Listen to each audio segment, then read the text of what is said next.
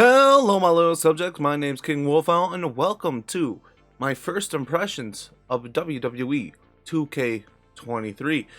So I finally got the game. Bought the special super edition, so get a few days early. On launch, I was actually just was waiting for it to install and watching the new Legacy Inc. boys play. So I have a handful of notes here. And we're just gonna go over how I feel about the new game, and I'll superimpose some gameplay over top of me speaking. So the new menu UI, that's the first thing to note. The new menu UI is great. It looks great. Having the Titantrons in the background looks really nice. And just everything about the new UI, just it's nice. The character selection screen's lovely. It's so smooth. I prefer it so much better than the last couple games, except maybe 2K19, 2K or 2K18, whichever one was the one where people were like in the background getting Thanos snapped away. I liked that one a lot, but this one's just super smooth and super nice. And the like match selection screen's really nice.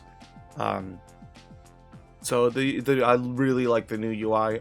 Menu's not everything, obviously, but it's a nice touch. Online Rumbles and Blood are back. Well, Blood Online. Blood's always been in the game, but Blood Online usually isn't a thing. And Royal Rumbles Online used to be a thing a long time ago. So you used to be able to do full Royal Rumbles. Now you can only do up to 8-man, which is it's not perfect, but it's something. So the new Legacy boys were doing online rumbles immediately. The first time they tried to do it, it didn't load, and they think it was caused by doing all the entrances. Because from then on out, the whole night they were doing without entrances, and everything was loading super quick. That's another big thing about this game, is the loading time seemed to have been like significantly lowered. The game seems to run way better than 2K22 did. The loading times are really quick. The sped up and floaty animations aren't as often. It just seems like they put a lot into making sure this game looks and runs significantly better than the last couple games. There is, by default, there's a screen like shake effect when you do big moves like big hits or big slams, which looks awful. You can turn that off in the gameplay menu, in the gameplay options. Yeah, I turned that off real quick.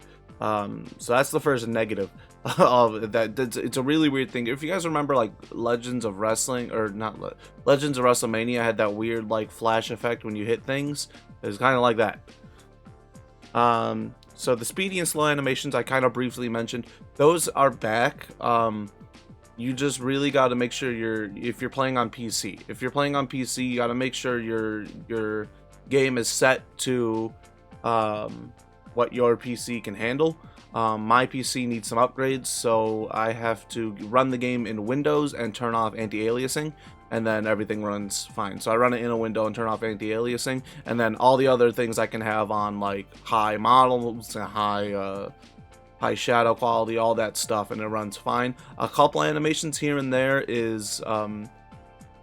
goes really quick for some reason, but other than that, it runs perfectly fine. Everything looks nice. I think I gave the only animation I've found so far that still speeds up even with the edited or not the edited, but the different options, is I gave one of my created superstars the Burning Hammer, and the Burning Hammer speeds up at the end for some reason. Other than that, everything else seems to be golden. So some nitpicky stuff. Sami Zayn has his new shirt, but Asuka doesn't have an updated look. Dominic is completely out of date. He still uses his mannerisms and uses Ray's, or not Ray's theme song. He still has his mannerisms, and he has a matching outfit to Ray's, and he uses his non-Judgment Day theme song. So I had to go out of my way to change I changed his entrance to just be Damian Priest with the Judgment Day music and Rhea Ripley's Titantron video. So like the fact that they gave Sami it's the shirt that says Uso but has the duct tape over top of it that says Zayn. So his stuff is updated, but his theme song isn't. His theme song isn't Worlds Apart. It's the version that starts with Worlds Apart and then busts into heel music. So Yeah, I mean, they started to update him and then didn't finish. Or at least, I guess, I assume it's probably easier to just put a t-shirt in the game than it is to fully update a character. But at the same time, it's like, if you can do that with how little, like, Asuka debuted her new look on the same night Sammy turned on Roman. Which means her new look happened before that t-shirt came out, technically. A few hours before, but whatever. And they couldn't update her look, but they can give Sammy his new shirt. I feel like it's, like, obviously, I'm not a game developer, but it feels like to me, putting the face paint on her and changing her outfit shouldn't be that, or honestly, just putting the face paint on her, because Community Creations is absolutely going to have an outfit for her, like, day one, right?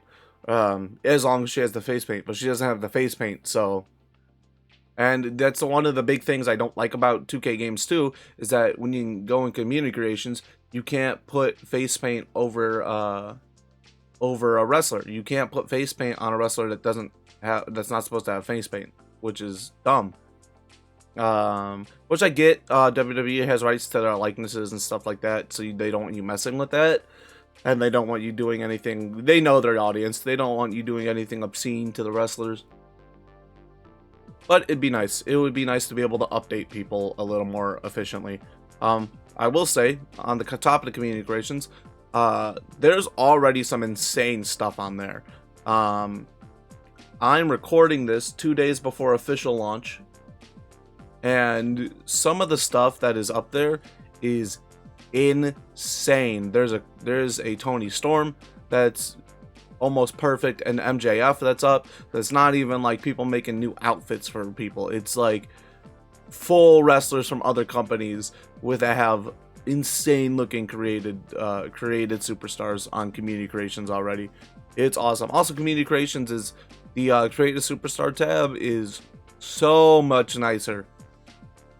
You click on your superstar and you can tab over to like moveset, all that stuff, and if they have a custom portrait, all that, like it looks great. Back on the topic of outdating, I'm just looking through my notes. Dominic's commentary is actually for heel Dominic, but his mannerisms and outfit are for face Dominic, so that's fun. This is my warning to let everyone know to change your to, if you want heel Dominic, to make sure you're changing everything. And also, don't forget that entrances and victories are separate things. So you have to, if you're gonna change someone's theme music, like I changed Dominic's to the Judgment Day music, you have to also change their victory music to make sure that the wrong song doesn't play. Make sure the wrong song doesn't play at the end of the match. Sorry about that pause. I just had to yawn really bad. Let's see. Oh, I think this was a feature in 2K22 as well, but the wrestlers will sing, or the crowd will sing along with certain theme songs. So they'll do like they'll do the whoa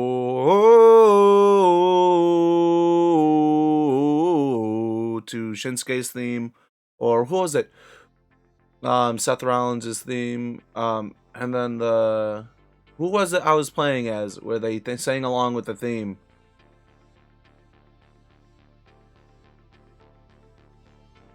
Maybe it was Cody. Maybe they were singing along with Kingdom. Let's see, I played a match as Cody, I played a match as Grayson Waller, I played a match as Carmelo Hayes. It had to have been Cody. So I think they were singing along with part of Kingdom, which is really cool. And I think they did that with 2K22 as well. Oh, you know what it was? I faced Bobby Roode as Cody, and they were singing with Glorious. So yeah, that's just a really, really cool feature, because it's become more and more popular over the years for people to sing along with the theme songs. So it's a nice feature, and I believe it was in 2K22, but it's absolutely for sure in 2K23. It's really nice. Axiom is missing his entrance. He just has a generic entrance that I think someone on Twitter pointed out was Hector from the previous game, his entrance. Or maybe it's just his entrance from being a kid, or a kid. I don't know how he's supposed to pronounce that ring name. but yeah, his really cool, like, if you've seen his NXT entrance, it's really awesome, and it's not in the game. Hopefully that's something they can update in the future. I feel like they might not have figured out how to animate it properly, and they just went, oh, well, I guess we're not doing it. I would really like to have that. I'm absolutely two things that I'm happy that are outdated. Johnny Gargano has original Rebel Heart, which is lovely, and Reggie is in the game as Reggie and not scripts. So yeah, I'm very happy about that. I really, really, really hate the Scripps character, and I think Reggie could be a top cruiserweight in WWE. Well, they don't have the belt anymore, but he could be a very good talent on his own merits if they would just let him be him. He's very talented at the acrobatic stuff, and if he gets the right people training him in ring, he could be very, very good in the future. But now he scripts, and I'm sad about that. So I'm happy he's Reggie in the game and not Scripps, because Scripps sucks. Showcase mode sucks ass, like always. I'm sorry to curse at you, but I hate showcase mode. So this comes to the negative part of the video. The next two things I have negative opinions about, but that's personal opinion. If you like showcase mode, I think you'll enjoy the showcase mode. If you don't like showcase mode, you won't enjoy showcase mode, but play it so you can get unlockables like the World Heavyweight title, the spinner belt. You have to get Bruno Sammartino, Hulk Hogan, RVD, a few other wrestlers you have to unlock through the showcase mode. So you're going to have to play through it to get the unlockables. So have fun. So what I don't like about showcase mode, and New Legacy was talking about this too when they were streaming, because I was kind of recording while I was streaming, mostly because I know I'm gonna have to mute the game audio anyway because of copyrights on the theme musics and the menu musics. So the issue with showcase mode for me, as someone who intakes like 10 hours of wrestling a week, is that if I want to watch a match, I'm gonna go watch the match. So when I'm playing a video game and suddenly the video game is a full like 3-minute video of a match I've seen 100 times, I'm just gonna skip the cutscene and go to the next bit because I don't want to watch this cutscene. I want to play the game. And a lot of the things that are like really fun and cool, like they have the Edge versus John Cena. Not Edge versus Rob Van Dam versus John Cena in the ECW arena, and like Edge comes in and spears Cena through a table and stuff, and it's like the whole last chunk of the match is just video from the match. Like, it's not animated, I can't do anything, that's just it. And I think for people who aren't watching wrestling as much as me or as much as others, it's probably cool. Like if you're a more casual fan and you haven't seen that match in a while, or you haven't seen that match at all, that's probably really cool. It's probably a really cool thing. But for someone who has seen the match a million times and intakes so much wrestling on a weekly or even daily basis, it's not for me. I will say the last couple matches in the showcase, so once you get to the last couple matches, they're not matches that Cena's previously had, because this whole showcase is built around beating Cena with or in like his most famous losses, except for the CM Punk one for obvious reasons. I really would have been cool if they could have gotten him to sign on for that, but I think he's still under AEW contract, so even if he wanted to be part of that for Cena, he couldn't do it. But the last couple matches, I'm not going to spoil it for you, are really, really fun. And you unlock a really cool character as part of that. And I'm not going to give you spoilers here, but it was the one good thing that came out of the showcase for me. That and unlocking Bruno Sammartino, because I plan to use him for like, I like to simulate my own federation for myself, and I like to do a Legends division, so having Bruno Sammartino for that's really fun. So the next thing is my rise. So I said I was going to be negative about this, but I actually have some good things to say. So for the last few games, have not liked My Rise.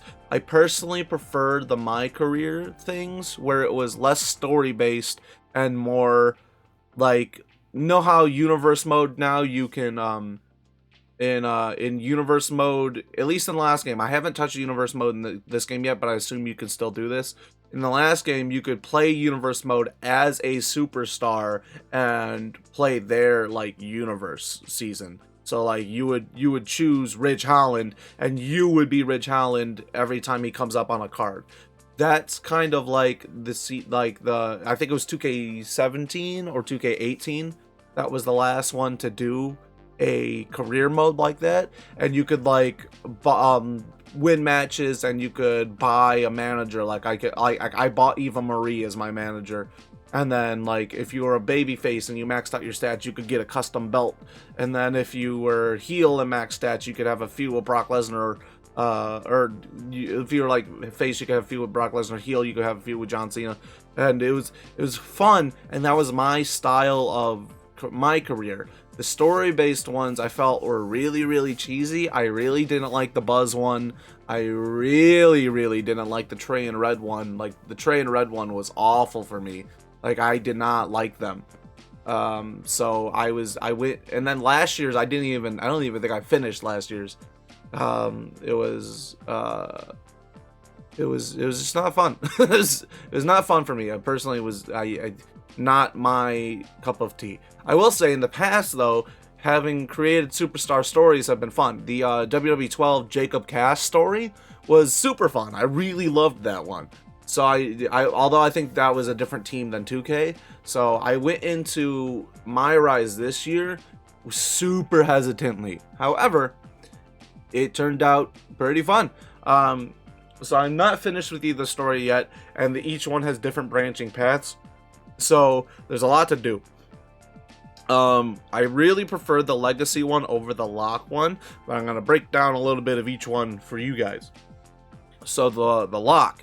You are an indie guy who has been hyped up to come to WWE, and you've been given a fresh new gimmick called the Lock, where you come out of a big old safe and you have a lock around your neck when you enter, and you are a lock to win. You are the Lock, and it's really silly and goofy, and the whole story seems to be trying to overcome that persona or trying to shake that persona off so you can be the top main event superstar you believe you can be, which is a really fun storyline. Like that's a really fun. That's a lot better than the Buzz thing or the Trey and Red thing. Like personally for me, that's the more fun. The opening bit is very fun. And they also like to use their own custom superstars. So like early on in the Locks, you get I'm trying to remember the guy's name because I was playing the game like really early in the morning this morning as I was recording.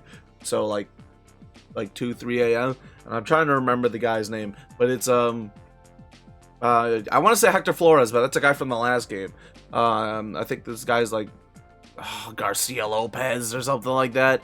My brain's not remembering. But anyway, so he introduces himself. He's like, I'm a 2-time U.S. champion, 3-time Intercontinental champion. And I'm like, no, you're not.